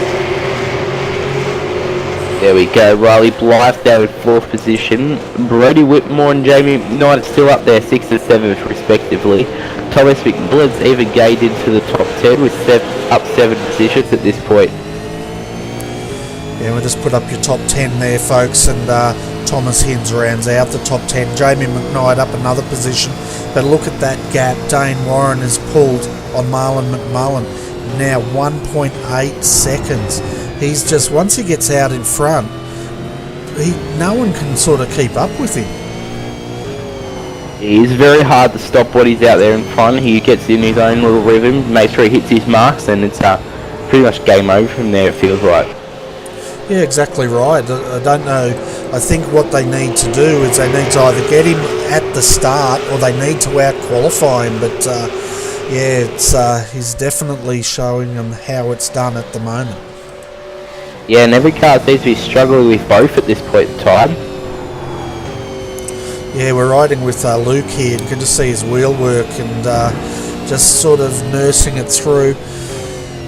And we'll just stick with him for a bit. We're down at Montreal, folks, so chuck a left here, up Bentley Straight, down to Brundle, and then into that infamous Nelson corner.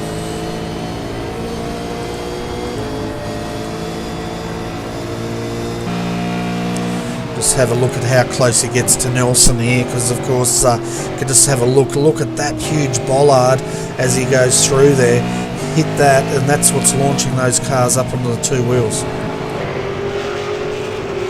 Yeah, it is like a bollard, isn't it, Bertie? One of it sits there every lap and takes cars out, it seems like. Yeah, pretty much. I know it's there for the reason of stopping them cutting the corner, just like they've done at Murray, so I'd say that's exactly what it's like, but it reminds me a bit of Ipswich. Remember years ago they had a similar sort of curb on the outside of, I think it was turn 3 or 4, and that one of the V8 supercars hit that, rolled about 10 times, destroyed it. They also had one of the Porsche Cup cars also hit it in the same meeting and destroyed that car in the same way.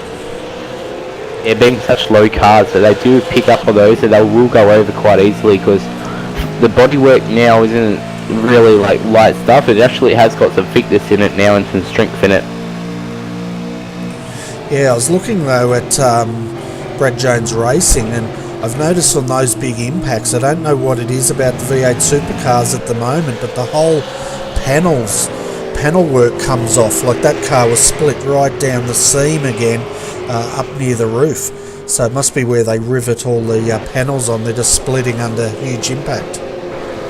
Yeah, it feels like it's those imaginary and magic panels of iRacing happening in real life. Yeah, it's quite interesting. And of course we saw that the first time at Sandown when they had that massive crash. But then again, I don't think any car could have really withstood that hit. Yeah, that's right. Well, Thomas McMillan, he lost the position to Peter Statler, who's currently in 8th position. He went a bit sideways out of the final turn of the track, and now he's got Michael Talicic all over the back of... Thomas Hyde's all over the back of him. Yeah, we're looking at the back of him here, and it's Thomas McMillan. That was Michael Talicic there. Talicic, I don't know, right on his case, but Michael's also carrying front end damage on his car. Yeah, quite a fair bit of damage from the front end of that car. It could have been from coming up the butt of someone's car. Sorry, excuse me. But we see Braden Bateman. He's battling in 13th at the moment. He's looking to try and gain a couple more positions. Yeah, he's out in no man's land, isn't he? He's trying to get up on Paul, and of course behind him we've got Kyle Stokes defending against Matt Morris here in the GTI entry. And I'm looking at Kyle Stokes, and he's carrying the Forza livery once again, and I just bought that game today, Bailey, but I haven't had a chance to play it. What about yourself? Sorry, which game was that one? Forza. I haven't actually bought that one yet. I thought I'd just wait it out a little bit and see what the reviews are like. Yeah, it's got mixed reviews at the moment. So, but there's, they're all up about loot boxes at the moment. That's the big issue that the community's whinging about, I guess you could say. But at the moment, we've got Matt Morris here. We're riding with him, and he's got his teammate ahead of him. Matt's up 6 positions and sitting in 16th. Meanwhile, sorry, you go. I was going to say, meanwhile up front, Luke Harvey's now cleared Marlon McMullen, and we'll see if he can gap him. But that gap, 3.8 seconds.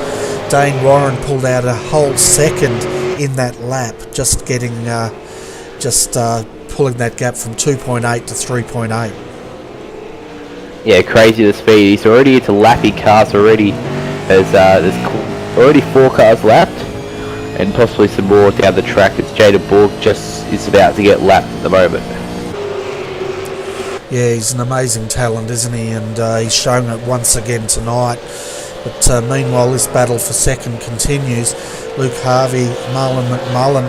Luke runs wide. That's not going to help the cause, but Marlon doesn't catch up. And another good thing, Marlon's having a better run, as is Riley Blythe than they did in race 1.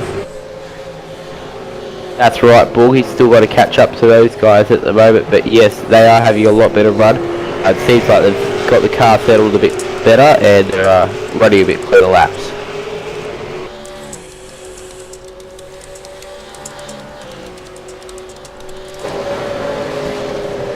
Yeah, one of the viewers asked if there's any Project Cars Series broadcasts in the plan at the moment. Well, there's not, but I'm keen to do it. If there's any leagues out there, give us a call and we'll see what we can tee up.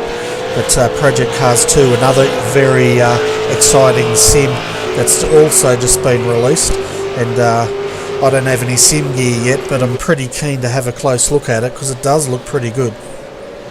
It does look good. There's been some very, very, very mixed reviews on that one due to some things. There's some of the stuff that developers have actually sent back to the communities, but getting past that one, it's quite a good game.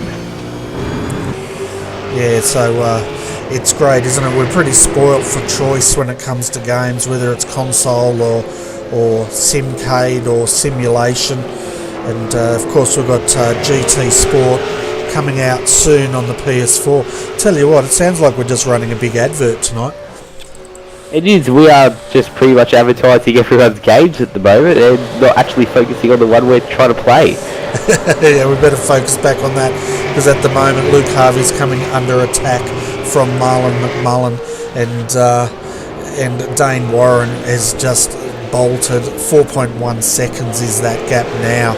But we've got a battle for second and third. We'll have a look further down the field. Michael Talenjek and Paul Tajavara are battling with Braden Bateman. We've got a battle pack of 3, and that's down for 11th, 12th, 13th. As who was that? That was Michael getting into the side of the 777, Michael Talenjak and Paul Tajavara rubbing panels. And I think that happened in race 1. It wasn't Paul, of course, but Michael did get turned around at that corner.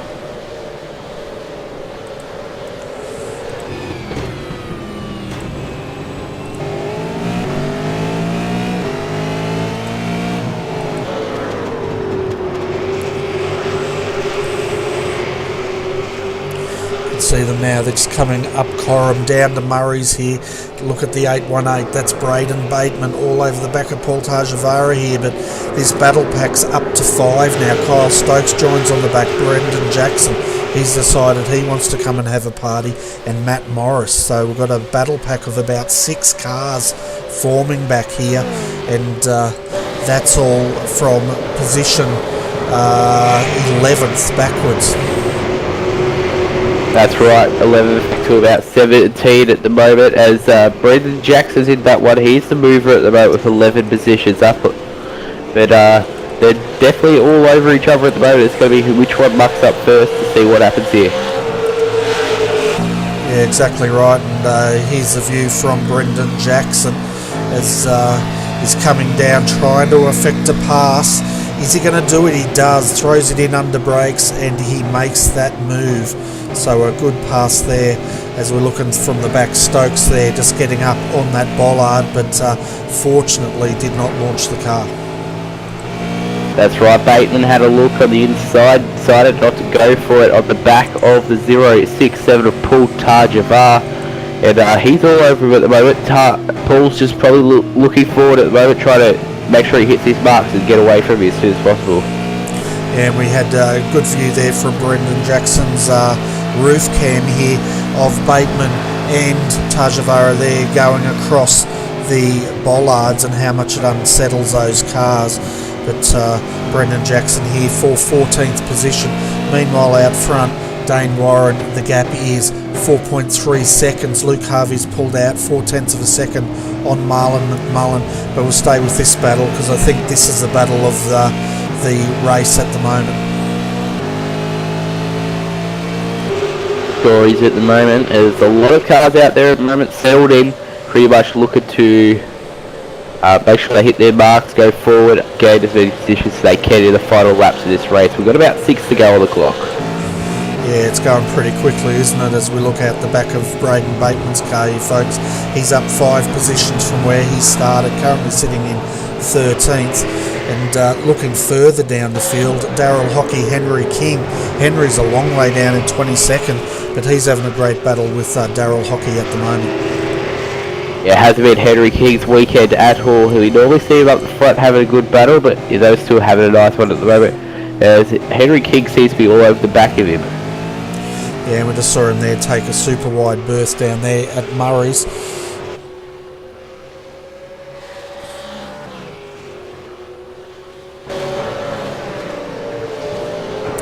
Okay, so it's Paul Talansich. That's how we pronounce it, okay? So one of the viewers, thank you for letting us know. Paul Talansich is how we pronounce it, Bailey. No worries, I'll let you pronounce that one. Oh, that's actually Michael Talansich. I've got the first name wrong now. It's just going through. Great one. Anyway, something's happened here to Luke Harvey. He's dropped right down. So has Marlon McMullen. Trying to get back here to see what's going on, but they're down a long way from the lead now, and they're dropped a couple of positions, I think. Yeah, I'm just going to replay on it now.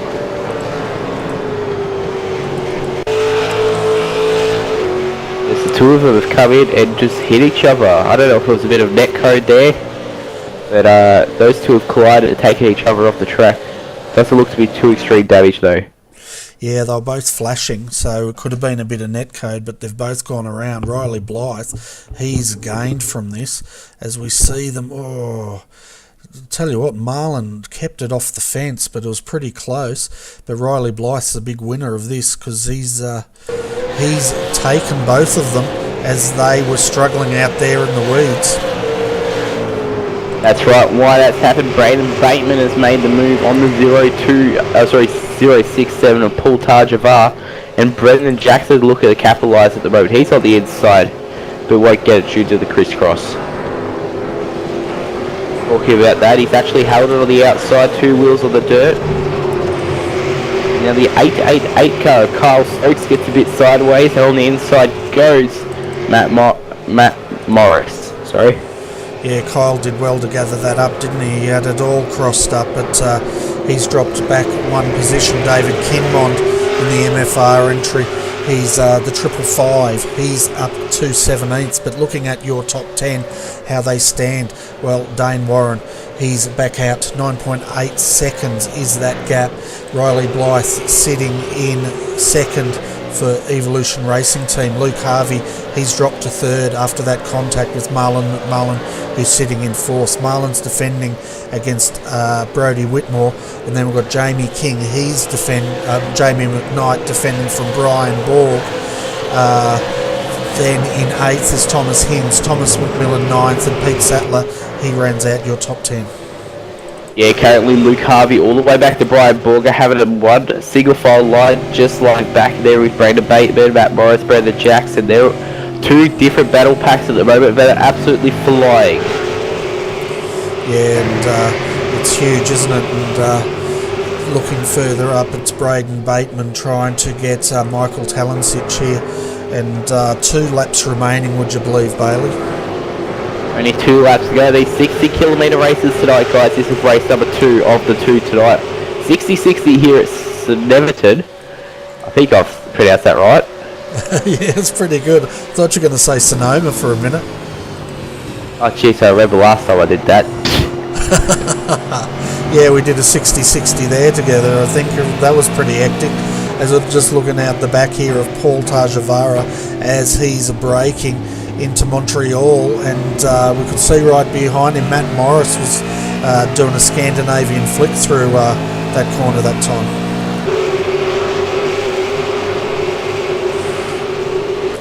If you're looking up what a Scandinavian flick is, it's a rally term.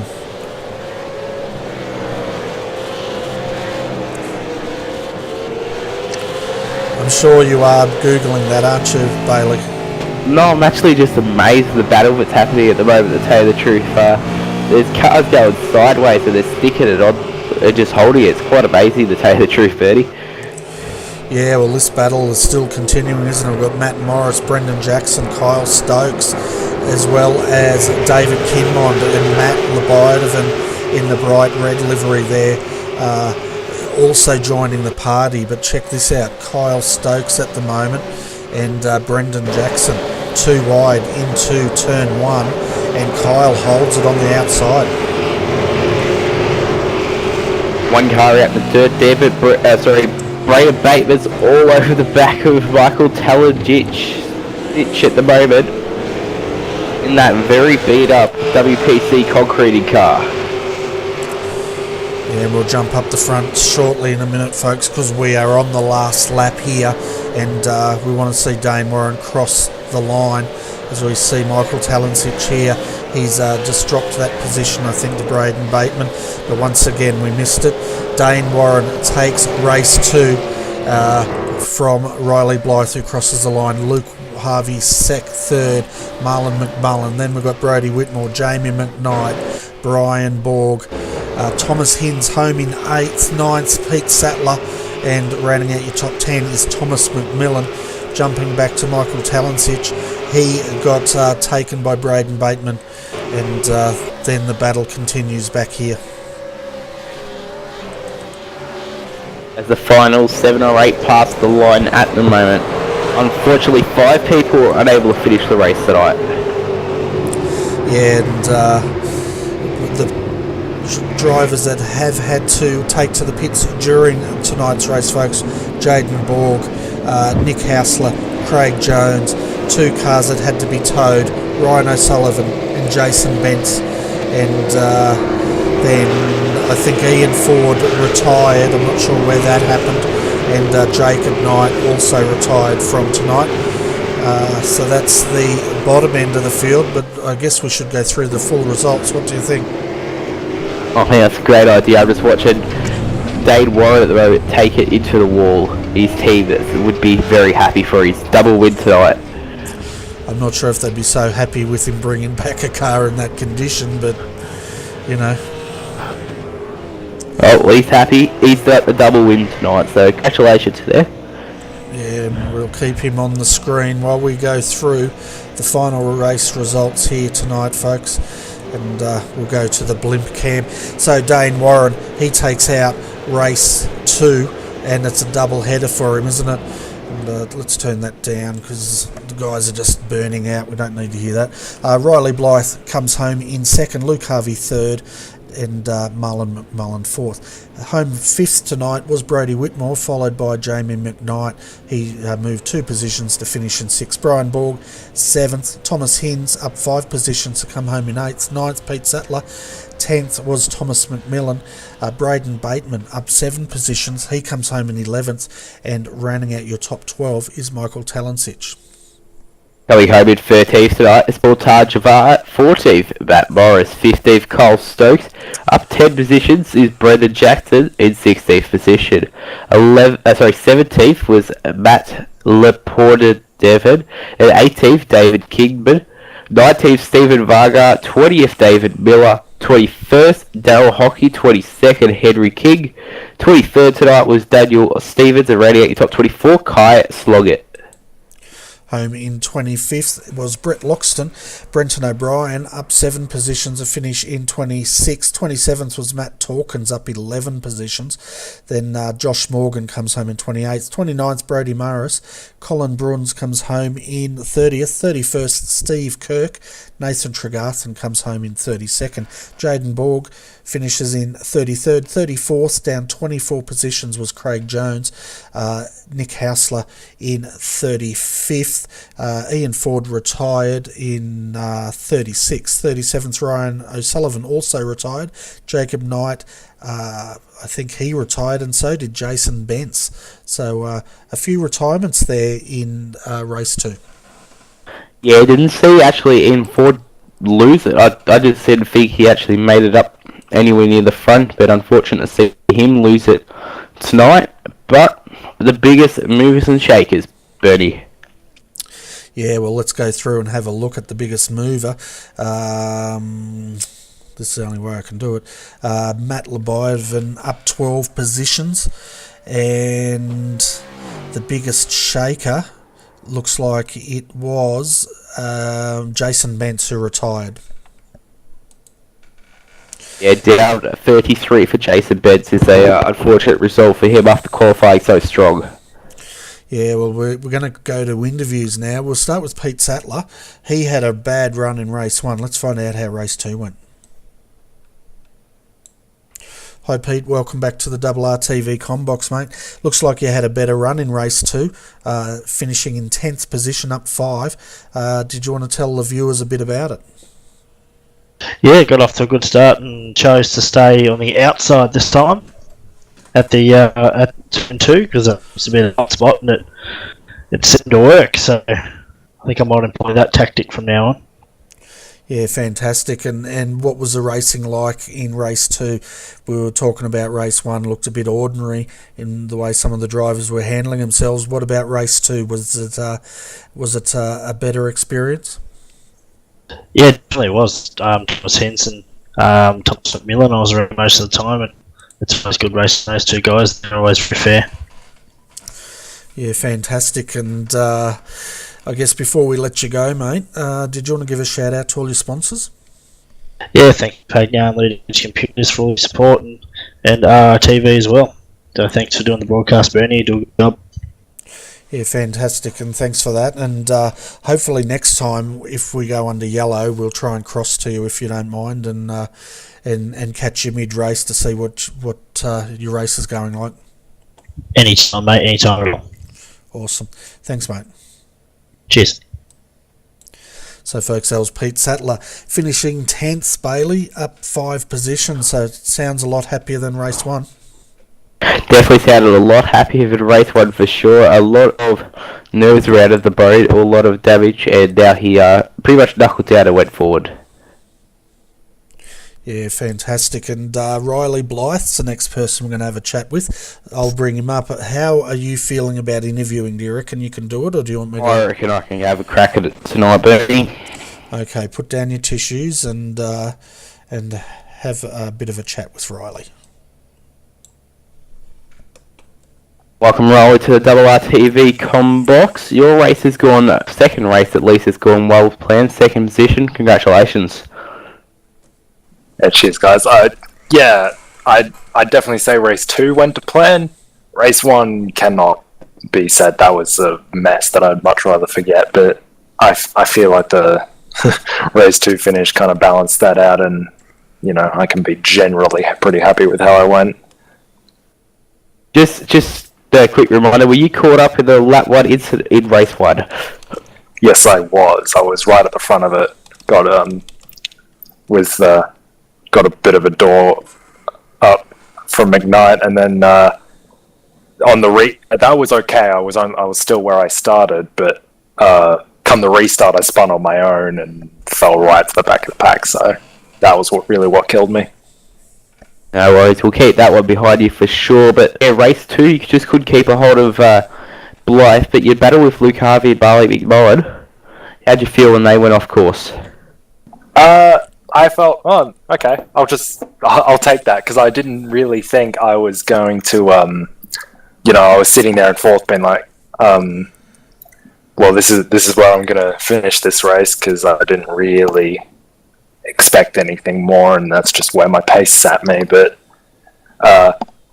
when they both went off, I was just, I'll take that, and ran off with it, and just took the second. We've seen the loss to you there. Just make sure you are still there. I'm pretty sure I'm still here. No worries. And coming into the race, obviously a new track, a new learning curve for everyone out in the track. How'd you go learning the new track along with the big curbs? It's a tricky old one, this Snetterton layout. It's like there's a lot of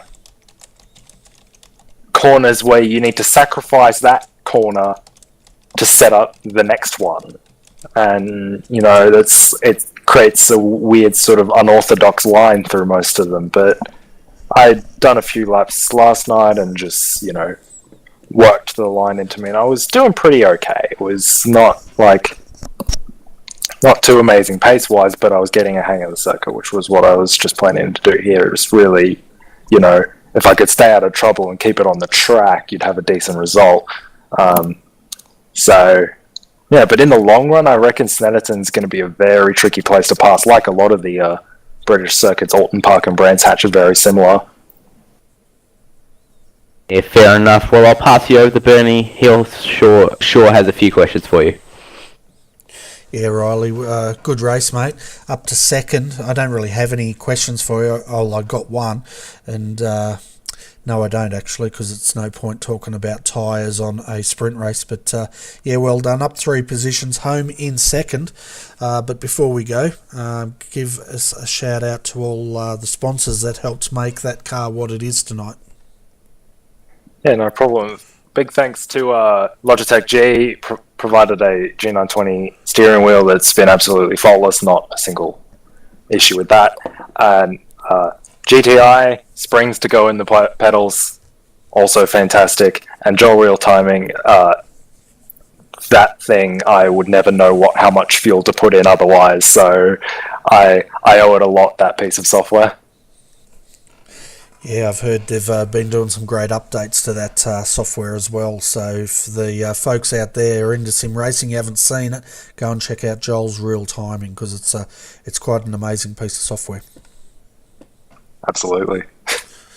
Awesome. Well, thanks, Riley, for popping up, mate. And what's the next race we'll see you in? probably see me doing the official Monday night. So that I'll probably end up doing that. I'm on a bit of a push to 4,000 rating, so I've been trying to get as many high SOF V8 races in as I can, because that'll really push it up. But yeah, that'll be the next one you see me in. Fantastic. Well, best of luck with that, mate. And of course, I guess on Sunday you'll be sitting back and watching the Bathurst 1000. Yeah, absolutely. I had mates ask me if I was able to do something Sunday, and I was like, nope. Yeah. Got your priorities straight. Exactly. I know what's up. Yeah, it was like me today. My ex-wife asked me when I'm going to pick up my daughter tomorrow, and I said very late after the top 10 shootout. Exactly. I need to find. I'm pretty busy tomorrow, but I need to find time to get in the top 10 shootout. I think I'll be able to just squeak it in. Yeah, you have to. I'll do my best. No worries. Well, best of luck with that, Riley, and enjoy Sunday, mate, and best of luck Monday night. Chat next time. Cheers, guys. So that was Riley Blythe, folks. Coming home in second, our final interview tonight is we're going to have a quick chat with Thomas Hinz. Thomas came home in 8th and up 5 positions. Hi, Thomas. Welcome to the RRTV Combox, mate. Thank you. Up 5 positions tonight, finishing in 8th in the second race. How did you go in the first race? I think you were up there as well, weren't you? Yeah, I think it was 9th I got in the end, so pretty consistent, which is good. Yeah, first race was, obviously had the incident at the hairpin, and, it was pretty much just behind me. Blythe actually spun in front of me, and we had a little bit of contact there as he sort of got back going again, so that's why I had the panel missing on the front left, which I again had missing in the second race because that contact with Loxton, so I didn't have a clean car in either race, but that's okay. It didn't affect the handling, that's the main thing. So yeah, first race I was obviously dodging that carnage, all the shenanigans there, which ended up doing. Then obviously off the restart, I was just going along, trying to hang on to the battle in front of me. And yeah, just slowly dropped off a little bit. Had a little metal error in the first sector on one lap, so it cost me about a second. Nothing major, but dropped me off the back. So it was a bit of a lonely one in the end after all that. And yeah, race 2 was a good clean start. We didn't have any major issues with spins or anything, which is great. And yeah, some good battles there with Teliancic and McMillan and Sattler. And yeah, which is good fun. So yeah, no, it was a good, again, always as I always say, I like to try and aim for top 10s, and got 2 of them tonight. So no, yeah, it was good fun. I enjoyed it. It was good to be using the new purple GTI. I think it looks very nice. Yeah, fantastic. And of course, Snetterton, it's the first time we've been here at RRTV. But what are your thoughts about it when it comes to the V8 Supercar using the Snetterton 200 layout? Yeah, well, I'm assuming that it must be a bit up and down because we had the same thing in OSR, one of the other V8 leagues, on the Wednesday night. There wasn't too many people who turned up. There was enough to have a good race, but it wasn't as many as normal. And I think that seems to have been sort of replicated here because it wasn't the usual kind of 50, it was just a little bit lower. So it seems like there's a bit of a love-hate with Snetterton. I mean, I quite enjoyed it. I think it works quite well. One of our guys in our team, I think, quite aptly compared it to Sandown. It's a bit of a similar circuit, quite flowing with some very fast straights and sections like that. So yeah, no, I enjoyed it. I think it's a good track, and I think that layout suits the V8s well. It can make some good racing, and I feel like even the 300 layout would work quite well. The longer one, which I'm guessing will probably run next season or something, I would assume. I'm sure it'll be run at some point. And yeah, that'll be good too. I think it's just complements them well. The long straights, you get in the slipstreams, and then big braking zones to outbrake people. So I think it works well for the V8s. Yeah, it definitely looks like it was quite compatible with the style of the V8 Supercar. But I'm just going to hand you over to Bailey and see if he's got a question for you. Yep. And then we'll cover off your sponsors. Yeah, congratulations again, Thomas, on your race 1 and 2. I haven't really got any questions really to say, so pretty much you've got any sponsors to thank. Yeah, well, I can't really thank Edge this time because I wasn't running livery. But again, I will thank Edge for that livery because I ran it for an awful long time. It was an epic livery, so big shout out to Edge for making that one. But obviously, as usual, GTI, Race Center and Carney, our main 3 sponsors. Big thanks to them because definitely the GTI livery that I was running there, and the different colours we have for that livery on the V8s does look really nice. I think it suits the V8s really, really well, and the Carney one looks awesome as well. So big thanks to them for their sponsorship and backing the team and allowing us to have such pretty liveries. And yeah, as always, big thanks to the team for just being awesome. They're always great to race with. You know, there's a few of us usually in the chat when we race, so we can usually have a bit of a chit chat while we're going along and that kind of thing. So no, big thanks to them, and yeah, look forward to getting rolling on the next one. Awesome to hear, Thomas. Well, have a good night and congratulations again. Thank you, and thank you guys again for the broadcast. Fantastic. Well, that was our final interview for tonight, folks. And Bailey, what were your thoughts? We had a podium again, Dane Warren winning race 1 and 2, but second in race 2 was Riley Blythe, Luke Harvey. So what's your thoughts about what we saw tonight? Oh, it was absolutely great racing once it all settled down. Race 2 was probably my favourite race. Lots of good battles going on, especially a bit further in the middle of the field, more just outside the top 10 between Braden Bateman and all those sort of guys. They had a really, really good battle. Race 1 after the hectic stuff, it was pretty good to watch. Okay, now we've got to pick a drive of the night. Okay, so very important because the drive of the night gets 2 entries to win that fantastic simulator. Have I got you still? Yeah, mate. Sorry, I didn't press the button. Okay, we've got to pick drive of the night, mate. It's very important because the winner of drive of the night gets 2 entries to win that fantastic simulator that Pagny and Imports put in. So have you got anyone you want to nominate? To tell you the truth, the drive of the night, you can't go past Dave Warren or Eddie Fig, but actually Brodie Whitmore, a young guy, joy to the field. He held 5th for the second race and he was up there for the first race, so he's had a pretty consistent night. He would be my vote for the night. Yeah, I'd agree with you. I thought Luke had a good run up until he had that coming together. So yeah, Brodie Whitmore, I'll go with that.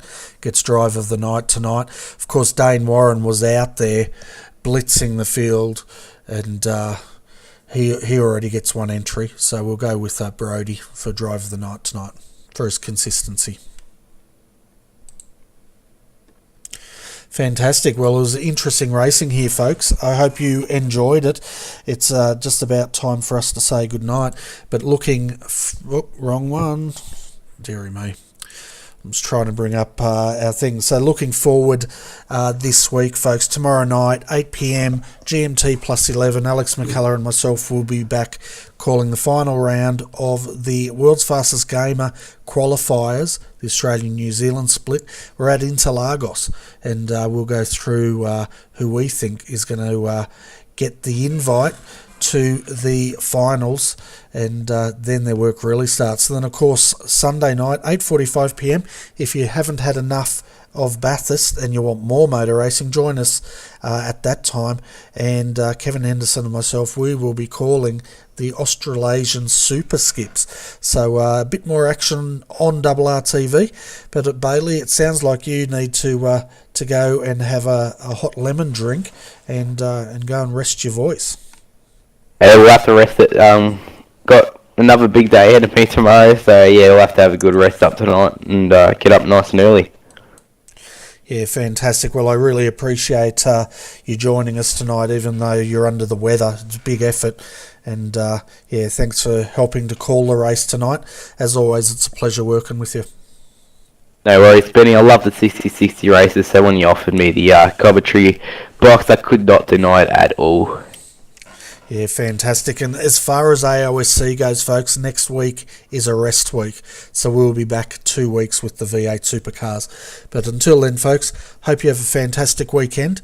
If you can't join us tomorrow night, enjoy Bathurst on Sunday. And it's going to be a big race, as it always is. But until then, folks, on behalf of Bailey Hall, I'm Bernie Weemers. Thanks for joining us, and we wish you all well.